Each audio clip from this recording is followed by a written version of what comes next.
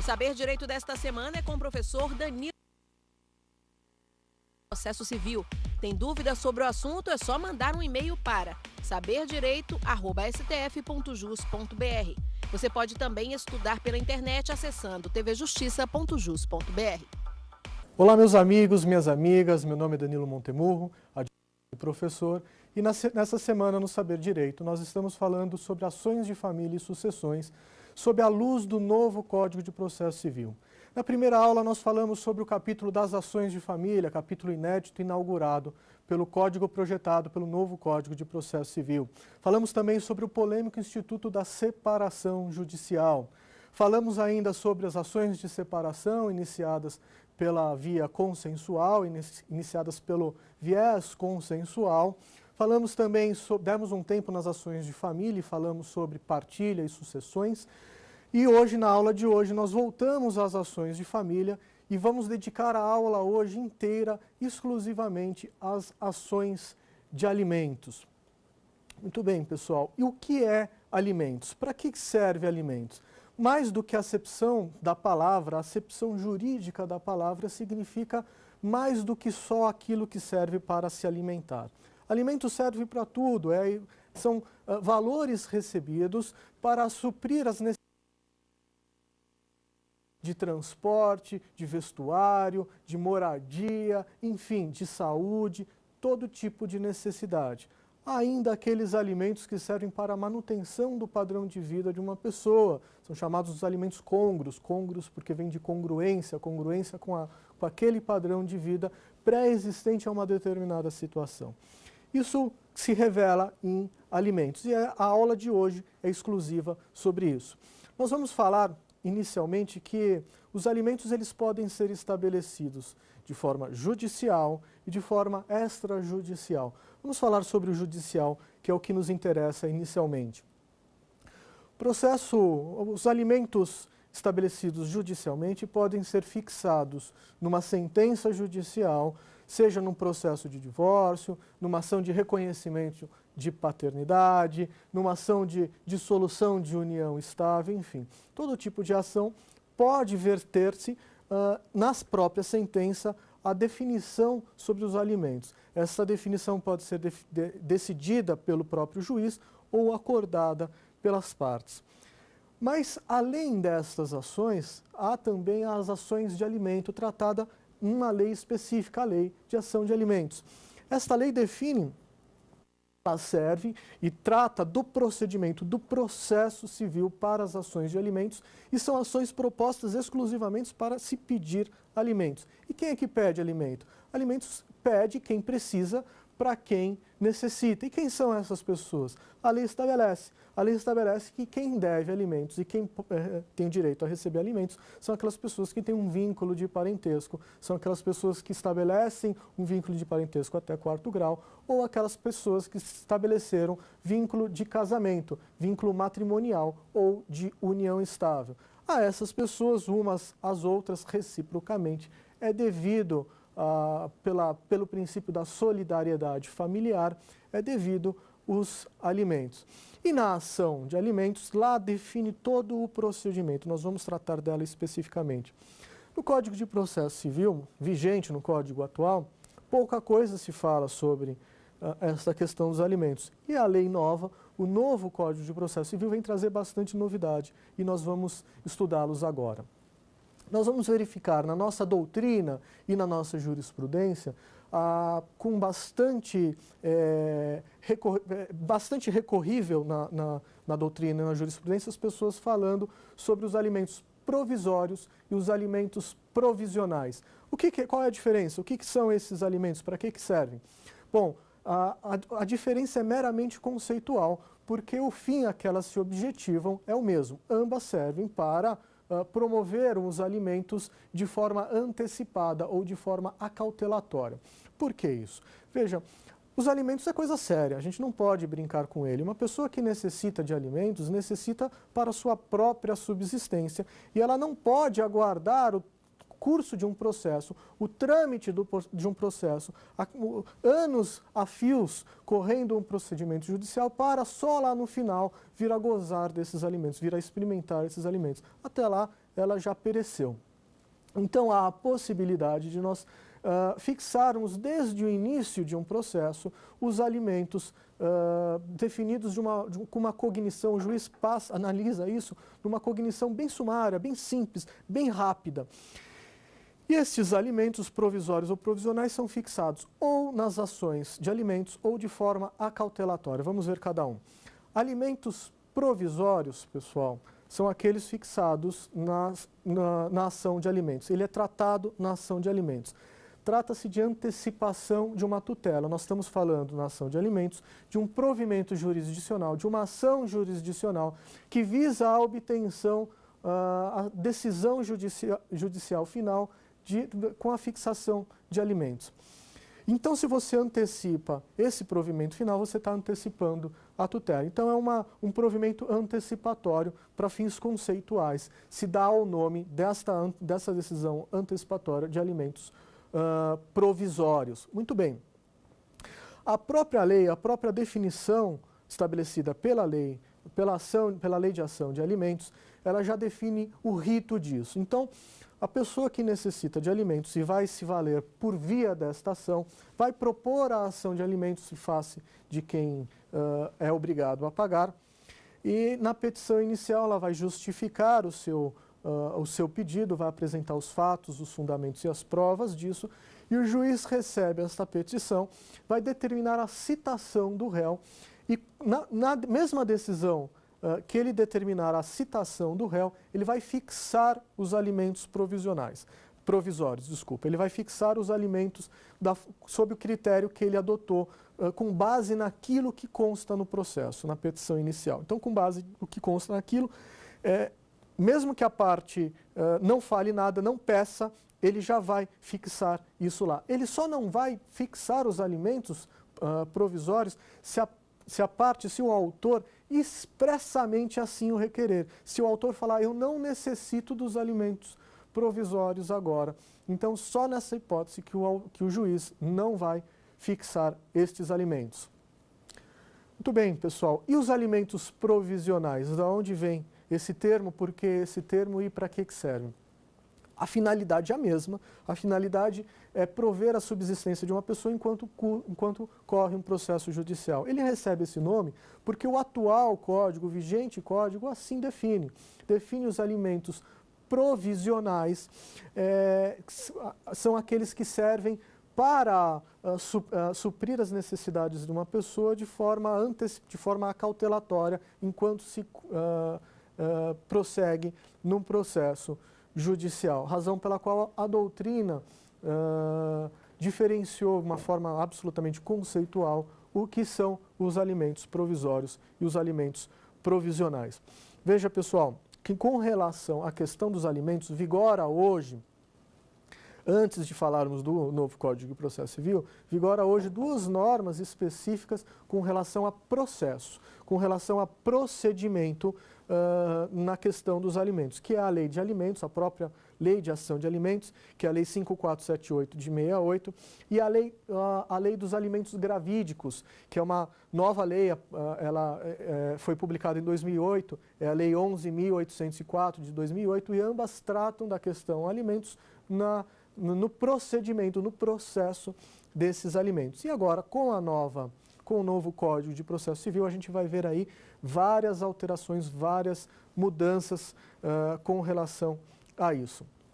A primeira dela, e a principal, pessoal, é com relação à ação cautelar de alimentos provisionais. Eu expliquei inicialmente a diferença de provisórios e provisionais, expliquei que os alimentos provisionais provém da ação cautelar de alimentos provisionais, por isso desse nome. Trata-se de uma decisão que é uma decisão acautelatória, liminar acautelatória, pode ser incidental ou preparatória, e ela está disciplinado no artigo 852 do atual Código de Processo, do vigente CPC. Dentre várias cautelares, vocês sabem que nas nossas cautelares nós temos um livro específico das ações cautelares e nós temos as cautelares nominadas e as cautelares inominadas. E destas cautelares que recebem já previamente uma definição pelo próprio Código, está lá inserida a ação cautelar de alimentos provisionais. No novo Código de Processo Civil, não há mais o livro das ações cautelares. Não existe mais as ações cautelares. Ela foi substituída no novo procedimento, ela será substituída no novo procedimento pelas ações de tutela de urgência. Essas ações de tutela de urgência substituem tanto as decisões liminares acautelatórias como as antecipatórias, e lá vai ser definido os critérios para isso. Tem muita gente que gosta muito de cautelar, é apaixonado por ação cautelar, e quando viu a notícia no novo Código de Processo Civil que não vai mais ter essa ação cautelar, ficou muito triste, muito chateado, muito preocupado, mas há ainda os procedimentos existentes para isso. Nós vamos ver isso especificamente quando nós falarmos um pouco, quando nós adentrarmos um pouco mais sobre os critérios do novo Código de Processo Civil com relação a estes alimentos. Mas, para todos os efeitos, o artigo 852 do atual Código de Processo Civil não tem correspondência com o Código vigente, não terá correspondência com o Código vigente e será modificado, será alterado aí. Bom, pessoal, aproveito a oportunidade e abro a oportunidade para a nossa primeira pergunta. Com a revogação do artigo 852 CPC, como ficará a fixação urgente de alimentos? Nos remete ao que eu estava falando com relação à supressão do Código de Processo Civil vigente das ações cautelares. Não haverá mais as ações cautelares, portanto não terá mais a típica, a nominada ação cautelar de alimentos provisionais. Mas não é pelo fato de que inexiste este procedimento cautelar que a tutela de urgência deixa de existir. Então são dois aspectos importantes que a gente tem que esclarecer. Primeiro, a ação de alimentos continua vigente, continuará existindo os alimentos provisórios definidos na ação de alimentos. Então, aquela pessoa que se vale da ação de alimentos direto, propõe a ação de alimentos, poderá antecipar os efeitos da tutela com base na própria lei de ação de alimentos para obter os seus alimentos provisórios. Para aquelas pessoas que buscam os alimentos numa ação secundária, numa ação, por exemplo, num processo de divórcio, e precisam dos alimentos, ele pode se valer da tutela de urgência, trazida no artigo 300 do novo Código de Processo Civil, que vai aí definir a possibilidade de você tanto estabelecer alimentos de forma acautelatória como antecipatória também, se isso for pertinente ao pedido inicial na ação de divórcio. Então, pessoal, continua existindo a possibilidade dos alimentos, nem poderia ser de outra forma, nem poderia ter outro tratamento. Os alimentos são importantes e devem ser definidos desde o início. E isso continua, só muda o procedimento. Muito bem, pessoal. Dando continuidade à nossa aula, eu falava para vocês com relação aos alimentos provisórios, tratados na Lei de Alimentos, e falava sobre os alimentos provisionais tratados no Código de Processo Civil vigente. E no novo Código de Processo, como é que fica isso? Vejam, nós tínhamos duas situações ali, como eu havia explicado. Alimentos provisórios definidos na ação de alimentos com base numa ação principal, cujo pedido era os alimentos, e nós temos a possibilidade de alimentos provisionais definidos acautelarmente num processo, outro processo secundário, numa ação de divórcio, por exemplo. Nesta situação, o novo Código de Processo trouxe uma novidade. Ele trouxe a forma de cumprimento de sentença em ação de alimentos. Isso está disciplinado no artigo 528 e seguintes do Código de Processo Civil projetado, e vale a pena a gente estudar, a gente interpretar alguns artigos principais desse tema, por se tratar de uma norma nova, de uma norma ainda extraordinária para nós, estudantes e operadores do direito. E o artigo 528, pessoal, traz em seu texto o seguinte: no cumprimento de sentença que condena ao pagamento de prestação alimentícia ou de decisão interlocutória que fixa alimentos. Bom, aqui nós já temos duas situações. Ou a ação de alimentos definidas aí no próprio processo, na própria ação de alimentos e fixada em sentença, ou numa ação de divórcios cujo alimento é fixado em sentença, ou decisão interlocutória, a lei fala, que é aquilo que eu explicava. É a própria decisão que antecipa os efeitos dessa tutela, seja na ação de alimentos, seja no Código de Processo Civil novo, com base no artigo 300. Muito bem. Então, o juiz, a fixação desses alimentos, o juiz, a requerimento do exequente, mandará intimar o executado pessoalmente para, em 3 dias, pagar o débito, provar que o fez ou justificar a impossibilidade de efetuá-lo. Então, o artigo 525 fala, fixou judicialmente, é judicial aqui, viu, gente? Não é extrajudicial. Judicialmente, o juiz fixou, seja por sentença, seja por decisão interlocutória, alimentos para alguém. Ele vai intimar a parte contrária a pagar esses alimentos em 3 dias. Ele tem 3 opções: ou ele paga os alimentos, ou ele justifica que já pagou, prova que já pagou, ou justifica que está absolutamente impossibilitado de pagar esses alimentos. Então, essa é a determinação do juiz, é o que estabelece o artigo 528. Ainda no 528, fala o seguinte: caso o executado, neste prazo, não efetue pagamento, não prove que efetuou ou não apresente justificativa, o juiz mandará protestar o pronunciamento judicial, aplicando-se que couber disposto no 514. Veja, pessoal, aqui eu vou dizer que é uma novidade. Nós temos uma novidade que agora o juiz, de ofício, se a pessoa intimada a pagar os alimentos não o fizer, o juiz de ofício pode protestar o seu nome com base na decisão judicial.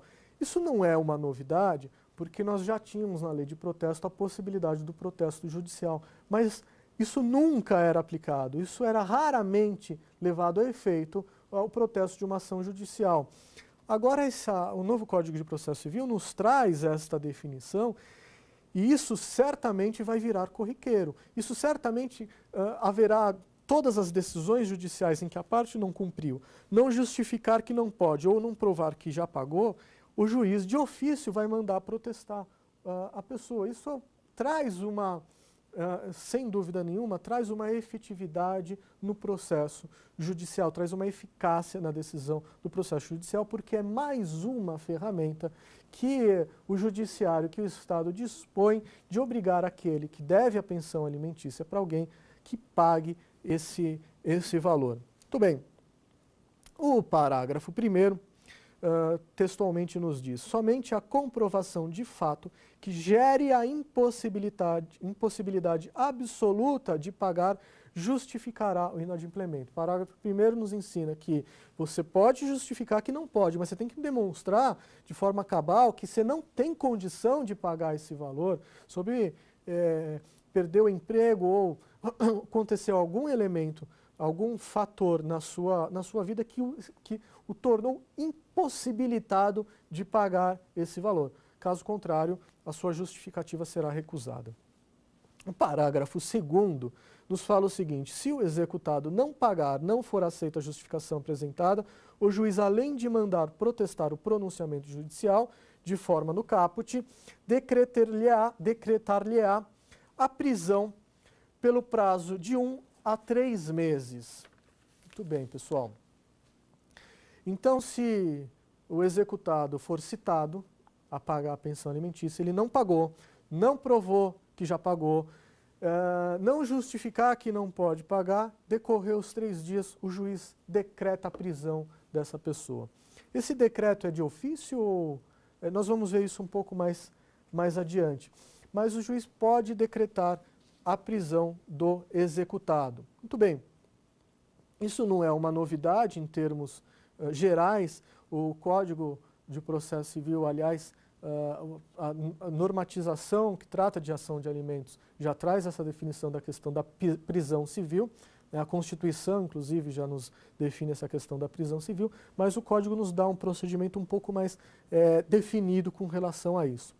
Parágrafo 3º, ainda com relação à prisão, nos diz que a prisão será cumprida em regime fechado, devendo o preso ficar separado dos demais presos comuns.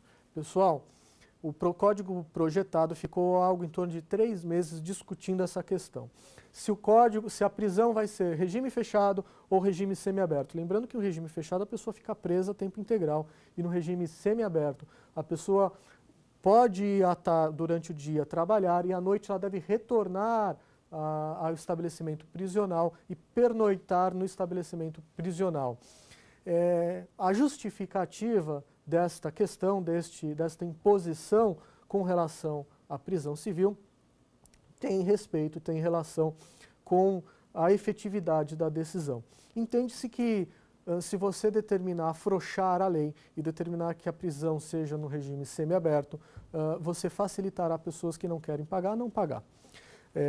E a justificativa contrária é que mesmo na prisão civil, no regime semiaberto, haverá aí sim uma eficiência no comando, na decisão judicial, porque passar a noite na cadeia ninguém quer. Passar a noite na cadeia é muito ruim, é horroroso e ainda possibilita que você vá trabalhar durante o dia e pague essa pensão, diferente do regime fechado, que você fica preso e não pode trabalhar.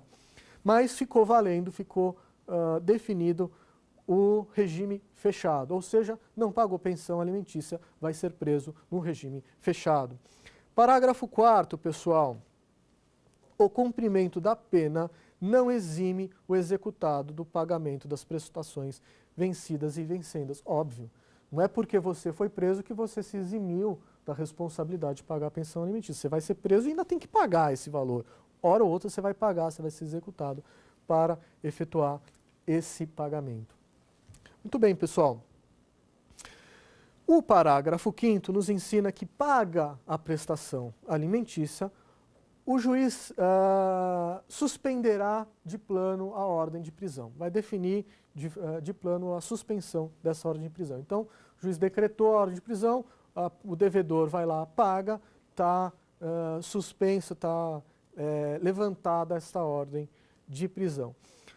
Eu quero bastante atenção agora no parágrafo 6º, pessoal. O parágrafo 6º fala o seguinte: o débito alimentar que autoriza a prisão civil é o que compreende as 3 prestações anteriores ao ajuizamento da execução, as que vencerem no curso do processo e as que se vencerem no curso do processo.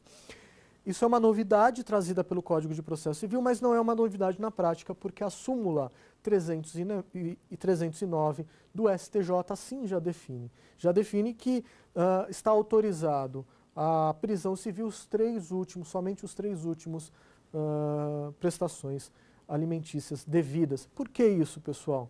Veja, aquele casal que é separado, a mulher deve pensão para o marido e no mês de janeiro a mulher não paga a pensão para o marido. O marido fica sem receber, mas eles têm uma convivência harmônica, ele sabe que janeiro tem aí IPTU, tem IPVA, tem um monte de dívida, tem um monte de coisa que tem que ser saldado e ela ficou sem recursos, não pôde pagar a pensão, ele não precisou dela, não cobrou, não executou. Estamos lá em novembro, dezembro, esse casal tem uma filha, adolescente, e essa filha tem um namorado. O pai adora o namorado da filha, gosta muito, e essa filha procura o pai querendo viajar sozinha é uma adolescente, ela não tem 18 anos ainda, procura o pai para viajar sozinha com o namorado. E o pai acha ótimo, gosta disso, acha bacana, isso é típico do homem se envolver com o namorado da filha, mas a mãe não quis. A mãe se recusou a autorizar, eles têm a guarda compartilhada, eles compartilham a guarda da adolescente, a mãe se recusou a permitir que a filha viaje com o namorado, enciumada com o namorado da filha. O pai, o genitor desta adolescente, revoltado com a postura da mãe, com a finalidade de puni-la, com a finalidade de atingi-la, promove uma ação de execução, de cumprimento de sentença de ação de alimentos e pede a prisão civil de uma dívida lá, devida lá em janeiro. Ele não pode fazer com isso, pedir a prisão civil, porque se presume que se passou mais de 3 meses, ela já se valeu aí, aquilo não fez falta, portanto não se justifica a prisão civil e o parágrafo 6º nos traz isso. Então está no 3º mês da dívida, você tem que pedir o cumprimento dessa sentença, senão você vai cobrar o 4º mês, mas não pode, com base nele, pedir a prisão civil. E o pagamento para se livrar é também com relação aos 3 meses aí definidos. Artigo 6º define isso e é a cópia da súmula 309 do STJ. Muito bem, pessoal. Parágrafo 7 estabelece que o exequente pode optar por promover o cumprimento da sentença ou decisão desde logo, nos termos do artigo deste livro, título 2, capítulo 3. O que trata esse livro? Trata do cumprimento de sentença de título judicial de valor líquido e certo.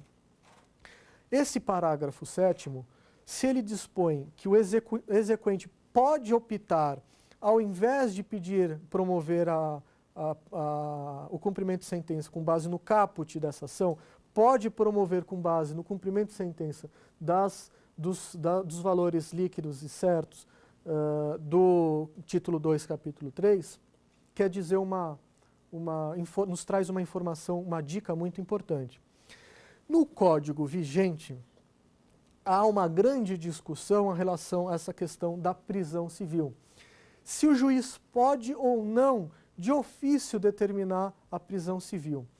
A corrente que entende que pode porque essa prisão civil, ela se serve para a efetividade do provimento jurisdicional e no artigo, no dispositivo, está que o juiz, ao intimar o devedor a pagar, se ele não fizer, pode decretar a prisão. Então, essa corrente entende que o juiz pode, de ofício, pode, sem requerimento da parte, decretar a prisão. A corrente que entende que não pode, que o juiz deve consultar a parte, justifica o seu entendimento no fato de nós estarmos tratando de pessoas que, se tiveram alguma relação de parentesco, como casamento, tem uma relação familiar. Então, a parte tem que ser consultada para decidir se o juiz de ofício ou não se o juiz vai ou não decretar esta prisão. No novo Código de Processo Civil, o parágrafo 7º nos traz uma dica sobre essa discussão sobre se o juiz pode ou não de ofício decretar.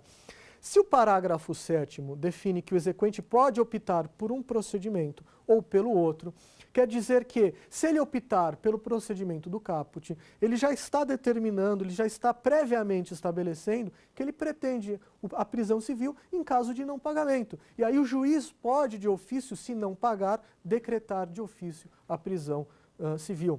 Então, o parágrafo 7º já nos mostra isso. Cabe à parte definir, optar qual o procedimento ela vai adotar, mas se optar pelo procedimento do caput, o juiz pode decretar a prisão civil. Ainda no parágrafo 7º, define o seguinte: caso em que não será admissível a prisão do executado, ou seja, se eu optei pelo parágrafo 7º, não poderá ser admitida a prisão civil, ou seja, se eu optei por esta via e lá na frente a parte não paga, eu não posso vir e pedir a execução por via da prisão civil, o cumprimento da sentença com a prisão civil.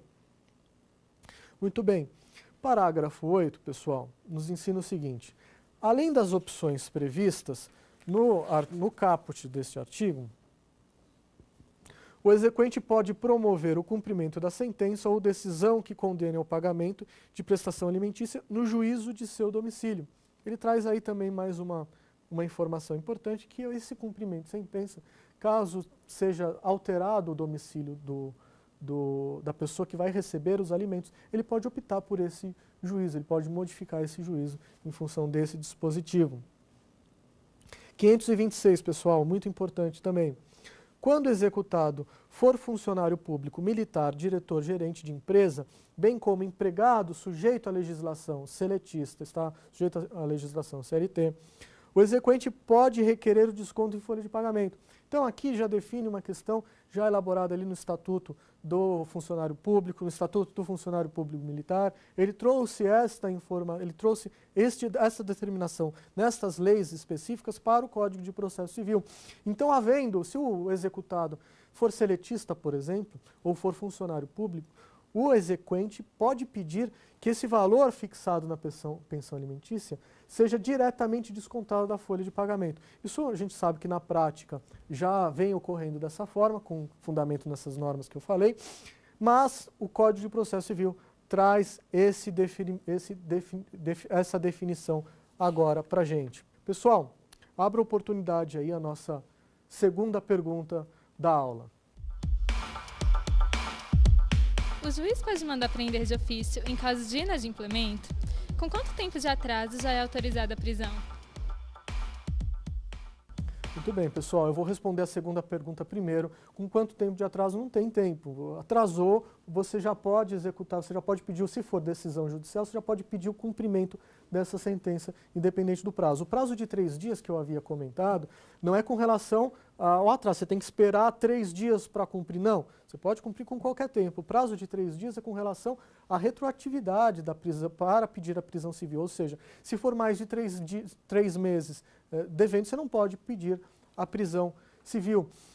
E o juiz, com relação a esta questão, se o juiz pode ou não definir, pode ou não estabelecer esta prisão de ofício, é como eu havia dito, no novo Código de Processo Civil, essa é uma discussão que ainda permanece, que ainda perdura. Mas no novo Código de Processo, no Código projetado, ele, por trazer no parágrafo 7º a opção do exequente em definir qual procedimento ele vai adotar, se é do caput, ou seja, se é aquele procedimento em que o juiz intima o executado para pagar em 3 dias e se não pagar ele pode, além do protesto, ele pode decretar a prisão civil, o juiz de ofício vai decretar. Se a parte não pagar, de ofício vai decretar. Se ele optar pelo parágrafo 7º do dispositivo, a parte não vai poder requerer essa prisão civil e o juiz também não pode, de ofício, estabelecer aí a prisão civil, a não ser que essa dívida se renove, a não ser que você inicie o procedimento de cumprimento de sentença, cobrando 3 últimos aluguéis, os 3 últimos alimentos vencidos, e no curso do processo vem outros alimentos devidos e você inicia novo procedimento. Ok, pessoal? Muito bem. Nós estávamos falando aí sobre o atual Código de Processo Civil, e o atual Código de Processo Civil traz um detalhe também importante da gente mencionar, que é o artigo 733. O artigo 733 é justamente o artigo que eu acabei de mencionar com relação à questão da prisão civil. Ele não fala expressamente em opção do juiz ou opção da parte estabelecer a questão da prisão. Se ele não fala em opção, o juiz de ofício pode decretar. Muito bem, nós temos uma questão importante com relação a isso também, que é a súmula 309, pessoal. A súmula 309 define que o débito alimentar, que autoriza a prisão civil do alimentando, é o que compreende as 3 prestações anteriores à citação do cumprimento de sentença. Esta súmula foi, como eu disse, integralmente copiada pelo novo Código de Processo Civil. Então, atualmente, até o término da vacatio legis do novo Código de Processo Civil, nós vamos observar a súmula 309 do STJ. Após a vigência do novo Código de Processo Civil, aí sim a gente vai observar o disposto no artigo 528, parágrafo 7º do Código projetado. Muito bem. Eu falei para vocês em cumprimento de sentença. O Código atual, o Código vigente, traz em seu artigo 732 a execução da prestação alimentícia. E na execução, nesse dispositivo, na execução da prestação alimentícia, o Código nos traz uma informação bem próxima, uma realidade bem próxima dessa que eu acabei de mencionar no capítulo do cumprimento de sentença, no novo Código. E essa semelhança não é por acaso, a gente já vai entender o que acontece aqui. No novo Código de Processo Civil, nós também temos um capítulo dedicado à execução dos alimentos, assim como no atual, no vigente. Mas eles não são correspondentes direto. Por quê? O artigo vigente, o 732 do atual Código de Processo Civil, trata de execução de sentença ou de decisão interlocutória, como é lá no cumprimento de sentença do novo Código. Já o artigo que trata da execução de alimentos, o artigo 911 do novo Código, trata de execução fundada em título extrajudicial. Vamos lá, vamos entender, pessoal. Vamos falar do vigente Código. O atual Código ele não traz uma forma de cumprimento de sentença como no Código projetado. Ele vai trazer na execução da prestação alimentícia, neste capítulo, no artigo 732. Lá vai ser definida a execução do cumprimento de sentença. O novo Código diferenciou isso. O novo Código falou o seguinte, olha, o que é sentença e decisão interlocutória, você vai adotar o procedimento do cumprimento de decisão judicial. O que for fixado alimentos que for fixado extrajudicialmente, vai ser cumprido judicialmente pela execução de alimentos. Como é que funciona?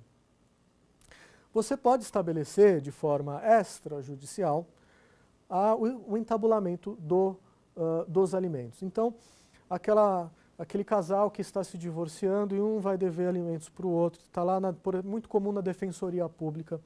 O defensor público vai lá e formaliza o acordo entre as partes, e nesse acordo está estabelecido pensão. A mulher vai pagar a pensão para o marido vai pagar a pensão para a mulher, não importa, um vai pagar para o outro. Tá? Isso foi definido em acordo. Alguns membros da Defensoria Pública levam este acordo à homologação judicial, outros não. O entendimento atual é que isso não é necessário, não precisa de homologação judicial, então você tem um título executivo extrajudicial, porque não foi definido por decisão judicial. Você tem lá o papel, que lá no papel está escrito que fulano vai pagar pensão para ciclano e o valor e a forma de pagamento. Se o devedor desse alimento não paga, não cumpre o que está ali naquele acordo, você tem no processo do novo Código de Processo Civil a possibilidade de executar o procedimento da execução desses alimentos. Está lá no artigo 911. E nesse artigo disciplina o seguinte: na execução fundada em título executivo extrajudicial, que contém a obrigação alimentar, o juiz mandará citar o executado para em 3 dias efetuar o pagamento da parcela anterior ao início da execução e das que se vencerem no curso, provar que já pagou ou justificar impossibilidade de efetuá-lo. É mais ou menos, pessoal, o mesmo procedimento que tem ali, mais ou menos não, é igual ao procedimento que tem ali no cumprimento de sentença. O juiz recebe a petição inicial, manda citar o executado para pagar em 3 dias esse valor, ou no mesmo prazo ele vai dizer já paguei, está aqui a prova, ou no mesmo prazo ele vai falar não tenho como pagar e está aqui a prova, não posso pagar esse valor. Então o artigo 911 define mais ou menos esse mesmo critério.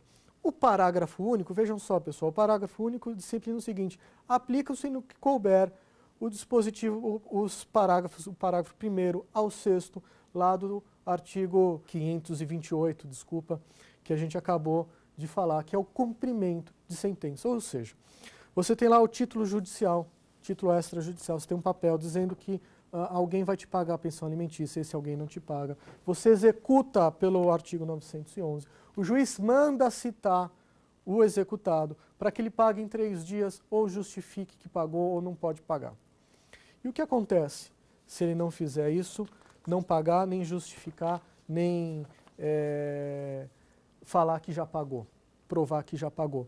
A mesma coisa, a mesma regra do parágrafo 1º ao 7º do artigo que a gente acabou de estudar, do cumprimento de sentença. Ou seja, o juiz não pagou, o juiz pode decretar aí a prisão civil, além do protesto. no artigo 912, define o seguinte: quando executado for funcionário público, militar, diretor, gerente, empresa, parará, parará, poderá requerer o desconto em folha de pagamento. Exatamente a mesma história do artigo 528 que a gente já estudou. Mesmo procedimento, artigo disposto esse trazido aí de leis esparsas por aí falando sobre a questão dos alimentos. Certo, pessoal? Então nós falamos já da questão do cumprimento de sentença, da questão da execução. Entendemos que no novo Código de Processo essas duas formas não existem. Nós entendemos que o novo Código de Processo Civil traz essa disposição desta forma para fazer cumprir uma decisão judicial, seja uma sentença ou seja uma decisão interlocutória, e outro um título extrajudicial. Muito bem, pessoal. O que acontece, como que nós vamos lidar quando acaba a obrigação? Por exemplo, a pessoa que recebe alimentos completou 18 anos, arrumou um emprego, está trabalhando, não precisa mais desses alimentos. Nós vamos nos valer de 3 procedimentos específicos depois de fixada esta pensão. Nós vamos nos valer da exoneração, que nos retira a obrigação de prestar alimentos. Nós vamos nos valer da majoração, aí a parte que recebe pode pedir o aumento desses alimentos, ou nós vamos nos valer da revisão de alimentos, eu peço a redução desse valor. Como é que é isso, pessoal? Eu trabalho, eu pago pensão alimentícia para o meu filho e eu tenho 2 empregos, eu perdi o emprego.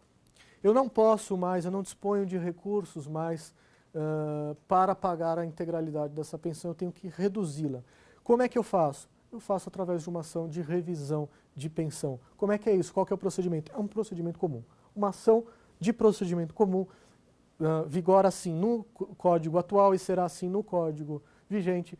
A parte que necessitar vai requerer ao juiz, vai expor ao juiz que perdeu o emprego e não tem mais a possibilidade de pagar esse valor e vai pedir a redução. Eu tenho 2 empregos, eu ganhei na loteria e arrumei mais 4 empregos e estou muito bem de vida. Quem recebe os alimentos pode pedir a revisão também com a majoração desses alimentos. O meu filho completou 18 anos, está trabalhando, não necessita mais dos alimentos. Eu posso ingressar com uma ação de revisão de alimentos, ou melhor, de exoneração de alimentos. Eu posso pedir que eu não seja mais obrigado a prestar esses alimentos. Mas, professor, nós temos aqui uma decisão judicial transitada em julgado. Essa decisão definiu que eu tenho que pagar R$300 de pensão para o meu filho. Se eu vou requerer a alteração disso, eu não estou ofendendo a coisa julgada, eu não estou ofendendo o trânsito julgado definido nessa decisão. Nós temos aí 2 correntes, uma que entende que não há ofensa à coisa julgada, porque a ação de alimentos, a decisão que fixa alimentos não transita em julgado. Uma decisão que é especial, específica, e dela não gera os efeitos da coisa julgada. Uma outra corrente, talvez a majoritária, entende que sim, faz sim coisa julgada. Aquela ação definida ali fez coisa julgada e ela é imutável, ela não vai ser alterada em hipótese alguma. O que pode acontecer é uma alteração na situação de fato que gerou aquela decisão judicial com aquela obrigação e aquele valor específico. Houve uma alteração nessa situação de fato que possibilita uma nova decisão judicial. Então, não é que houve uma ofensa ao trânsito em julgado daquela, ou que aquela foi alterada. Ela não foi alterada. Foi proferida uma nova decisão judicial com base num novo fato, com base num novo elemento. Então, eu tenho 2 empregos, pago R$300 para o meu filho porque eu tenho esses 2 empregos. Eu perdi um desses empregos, eu não tenho mais condição de pagar pensão alimentícia para o meu filho. Nesse valor mudou a situação, eu tenho condições de pedir a revisão e isso não é ofensa ao trânsito em julgado. Muito bem, pessoal. Abro então a oportunidade aí à nossa terceira pergunta da aula. Quando o alimentado atingir a maioridade, o cancelamento da pensão será automático? A criança ou o filho alcançou a maioridade, já tem 18 anos. Ficou até entabulado, ficou até definido na pensão que seria até os 18 anos. Posso parar imediatamente de pagar essa pensão? Eu não preciso de nada? Precisa, Bianca, você precisa de uma ação de exoneração. Você precisa de uma ordem judicial. Não é possível que quando a pessoa atinja a maioridade, você espontaneamente deixe de pagar sem uma decisão judicial que socorra a sua situação de fato, a sua vontade. Inclusive a súmula 358 do STJ já define isso, do STJ. O cancelamento de pensão alimentícia de filho que atingiu a maioridade está sujeito à decisão judicial mediante contraditório, ainda que nos próprios autos. Então a própria súmula 358 já nos ensina, não é possível. Então, atingiu a maioridade, você tem que socorrer-se ao Poder Judiciário, você tem que provocar o Poder Judiciário para obter esta exoneração. Muito bem, pessoal, na aula de hoje nós nos dedicamos exclusivamente às ações de alimentos. Nós conhecemos as ações de alimentos com base na Lei de Ação de Alimentos, qual é o procedimento ali adotado. Nós conhecemos a ação de alimentos no atual Código de Processo Civil, que se diz respeito às ações cautelares. Vocês perceberam que não existe mais ação cautelar, mas que existe um procedimento da tutela de urgência que o substitui. Nós compreendemos qual que é o procedimento, nós estudamos o procedimento para esse procedimento da ação de alimentos.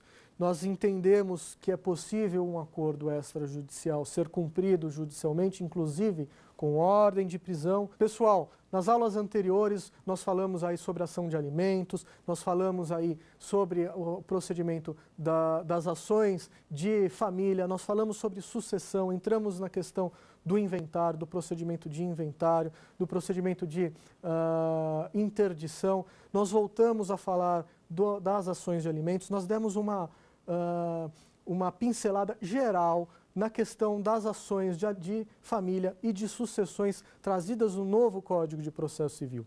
Na próxima aula, pessoal, nós vamos falar sobre procedimentos específicos. Procedimentos esses que valem desde a questão de competência, a questão de limites territoriais, a questão da petição inicial, de requisitos da petição inicial, tudo voltado também à ação de alimentos. É claro que esses novos procedimentos que nós trataremos na próxima aula diz respeito a todo tipo de ação, mas nós vamos dar bastante ênfase na questão das ações de alimentos. Muito obrigado à audiência de todos.